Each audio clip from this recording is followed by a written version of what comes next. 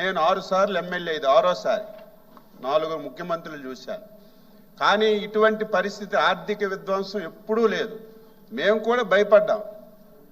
ఏంటి, ఎన్నికల్లో హామీలు ఇచ్చాం, అధికారంలోకి వచ్చాం, ఏ శాఖ రివ్యూ చేసినా అప్పులు తప్ప, గత ప్రభుత్వం చేసినటువంటి బాకీలు తప్ప కొత్తగా చేయడానికి ఏమీ లేదు.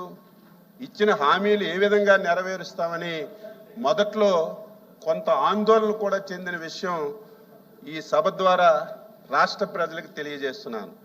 అయితే అదృష్టం ఏమిటంటే, ఈ రాష్ట్ర ప్రజలు చేసుకున్నటువంటి అదృష్టం ఏమిటంటే, చంద్రబాబు నాయుడు లాంటి వ్యక్తి ఈ రాష్ట్రంలో పుట్టడం, ఈ రాష్ట్రానికి ముఖ్యమంత్రిగా రావడం ఈ రాష్ట్ర ప్రజలు చేసుకున్నటువంటి అదృష్టం అధ్యక్ష.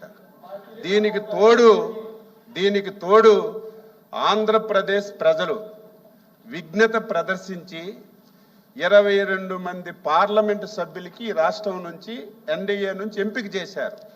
ఎప్పుడైతే 22 మంది పార్లమెంటు సభ్యులు రాష్ట్రం నుంచి గెలిచారో, ఢిల్లీలో కూడా మన పరపతి పెరిగి మోడీ గారి యొక్క సహాయం ఈ రాష్ట్రానికి అనుకున్న దానికంటే ఎక్కువగా అందడం వల్ల మీరు, నేను, ప్రజలు ఊహించని విధంగా 1 సంవత్సరంలోనే సూపర్ 6 హామీలు అమలు చేసి ఈ రాష్ట్ర ప్రజలకు మేలు చేశాం అధ్యక్ష.